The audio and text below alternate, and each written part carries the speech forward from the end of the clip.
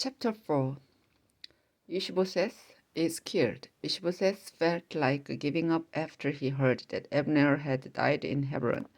Everyone in Israel was terrified. Ishbosheth had put the two brothers, Baana and Rechab, in charge of the soldiers who raided enemy villages.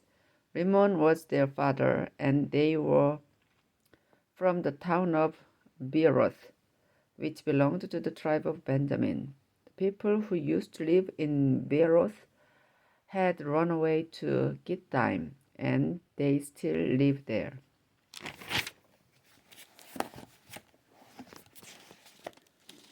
Saul's son Jonathan had a son named Mephibosheth, who had not been able to walk since he was 5 years old.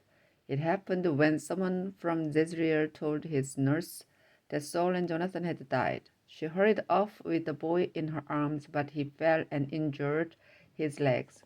One day, about midday, Rechab and Baana went to Ishbosheth's house. It was a hot day, and he was resting. In his bedroom, the two brothers went into the house pretending to get some flour. But once they were inside, they stabbed Ishbosheth in the stomach and killed him. Then they cut off his head and took it with them. Rechab and Baana walked through the Jordan Valley all night long. Finally, they turned west and west to Hebron. They went in to see David and told him, "Your Majesty, here is the head of Ishbosheth, son of your enemy Saul, who tried to kill you. The Lord has let you get even with Saul and his family." David answered, "I swear that only the Lord rescues me when I'm in trouble. When a man came to Ziklag and told me that Saul was dead, he thought he deserved a reward for bringing good news. But I grabbed him and killed him. You evil men have done something much worse than he did. You've killed an innocent man in his own house and on his own bed.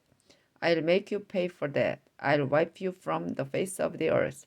Then David said to his troops, "Kill these two brothers, cut off their hands and feet, and hang their bodies by the pool in Hebron, but bury Ishbosheth's head in Abner's tomb near Hebron." And they did. David, king of all Israel. Chapter 5. David becomes king of Israel. This is also told in 1 Chronicles 11, 1-3. Israel's leaders met with David at Hebron and said, "We are your relatives." Even when Saul was king, you led our nation in battle, and the Lord promised that someday you would rule Israel and take care of us like a shepherd. During the meeting, David made an agreement with the leaders and asked the Lord to be their witness. Then the leaders poured olive oil on David's head to show that he was now the king of Israel. David was 30 years old when he became king, and he ruled for 40 years. He lived in Hebron for the first 7.5 years and ruled only Judah. Then he moved to Jerusalem, where he ruled both Israel and Judah for 33 years. How David captured Jerusalem. This is also told in 1 Chronicles 11:49, 14:1-2. The Jebusites lived in Jerusalem, and David led his army there to attack them. The Jebusites did not think he could get in, so they told him, "You can't get in here. We could drive you away, even if we couldn't see or walk." David told his troops, "You will have to go up through the water tunnel to get those Jebusites. I hate people like them who can't walk or see." That's why there is still a rule that says only people who can walk and see are allowed in the temple. David captured the fortress on Mount Zion. Then he moved there and named it David's City. He had the city rebuilt, starting with the landfill to the east. David became a great and strong ruler because the Lord all-powerful was on his side. King Hiram of Tyre sent some officials to David. Carpenters and stone workers came with them, and they brought cedar logs so they could build David a palace. David knew that the Lord had made him king of Israel and that he had made him a powerful ruler for the good of his people. David's sons born in Jerusalem. This is also told in 1 Chronicles 14:3-7. After David left Hebron and moved to Jerusalem, he married many women from Jerusalem and he had a lot of children. His sons who were born there were Shimua, Shobab, Nathan, Solomon, Ipar, Elisha, Nepheg, Zaphiah, Elishama, Eliada, and Eliphelet. David fights the Philistines. This is also told in 1 Chronicles 14:8-17. The Philistines heard that David was now king of Israel, and they came into the hill country to try and capture him. But David found out and went into his fortress. So the Philistines camped in Rephaim Valley. David asked the Lord, "Should I attack the Philistines? Will you let me win?" The Lord told David, "Attack, I will let you win." David attacked the Philistines and defeated them. Then he said, "I watched the Lord break through my enemies like a mighty flood." So he named the place, "The Lord broke through." David and his troops also carried away the idols that the Philistines had left behind. Some time later, the Philistines came back into the hill country and camped in Rephaim Valley. David asked the Lord what he should do, and the Lord answered, "Don't attack them from the front. Circle around behind and attack from among the balsam trees. Wait until you hear a sound like troops marching through the tops of the trees. Then attack quickly. That sound will mean I have marched out ahead of you to fight the Philistine army." David obeyed the Lord and defeated the Philistines. He even chased them all the way from Geba to the entrance to Gezer. Chapter 6. David brings the sacred chest back to Jerusalem. This is also told in 1 Chronicles 13:1-14, 15:1-16, 3:14. David brought together 30,000 of Israel's best soldiers and led them to Baalah in Judah, which was also called Kiriath Jearim. They were going there to get the sacred chest and bring it back to Jerusalem. The throne of the Lord all-powerful is above the winged creatures on top of this chest, and he is worshipped there.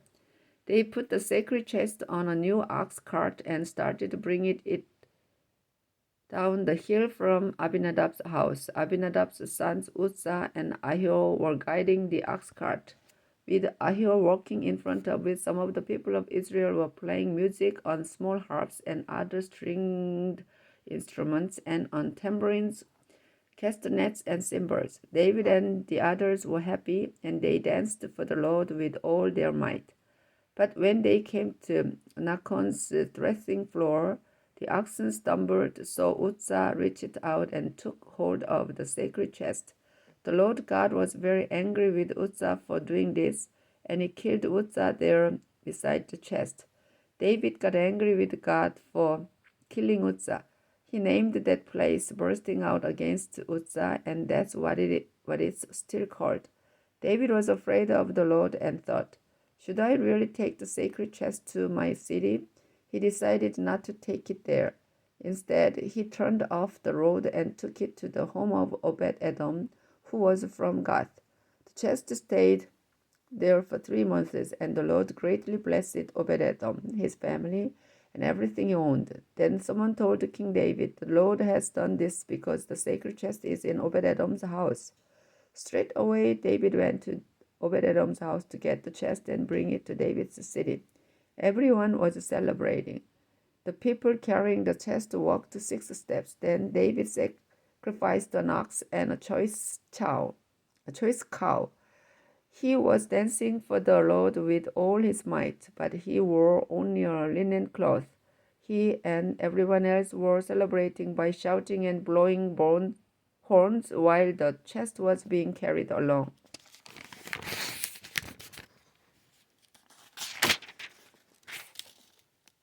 Saul's daughter Michal looked out of her window and watched the chest being brought into David's city. But when she saw David jumping and dancing for the Lord, she was disgusted.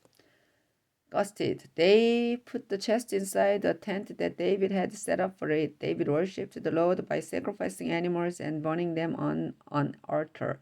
Then he blessed the people in the name of the Lord all-powerful. He gave all the men and women in the crowd a small loaf of bread, some meat, and a handful of raisins, and everyone went home.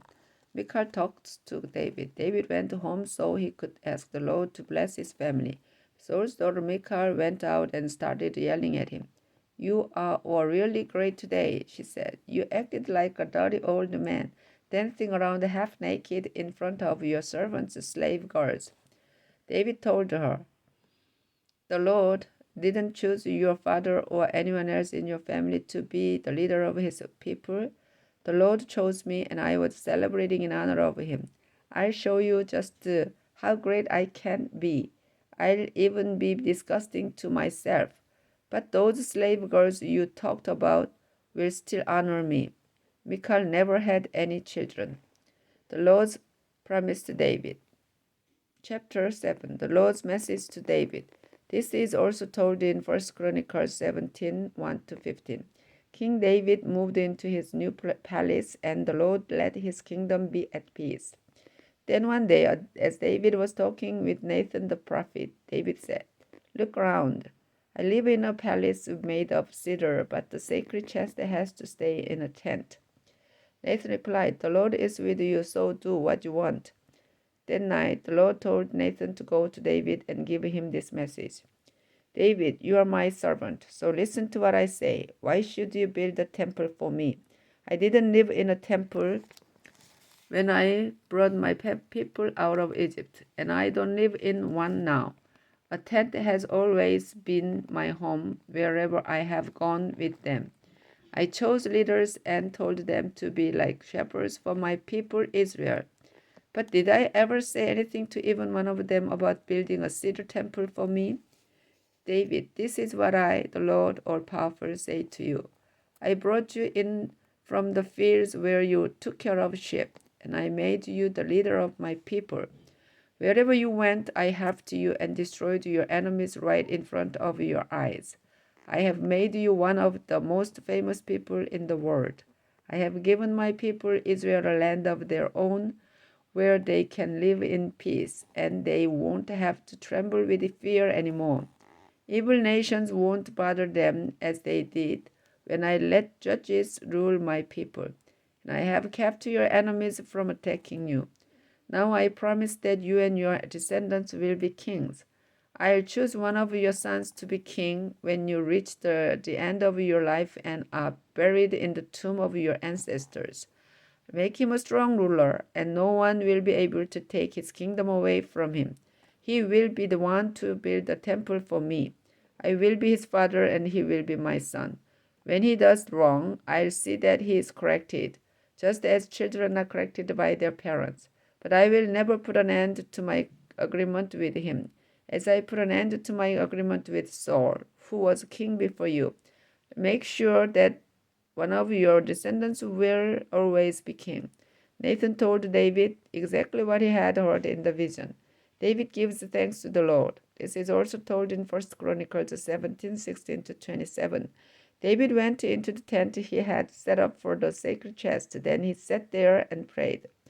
Lord all-powerful, my family and I don't deserve what you have already done for us, and yet you have promised to do even more.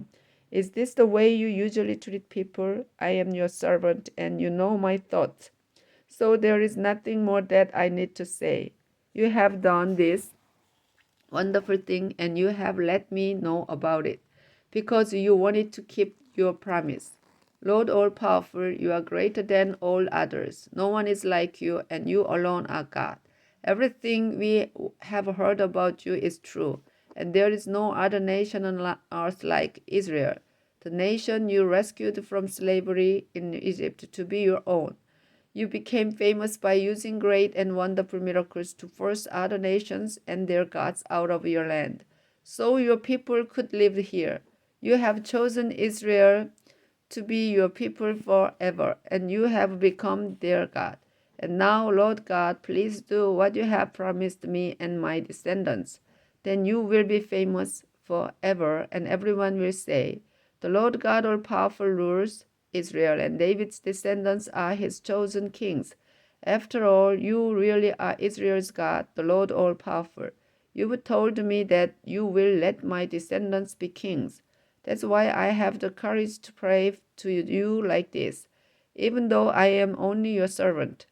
Lord all-powerful, you are God.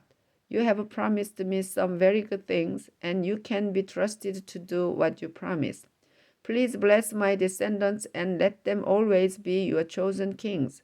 You have already promised, and I'm sure that you will bless my family forever.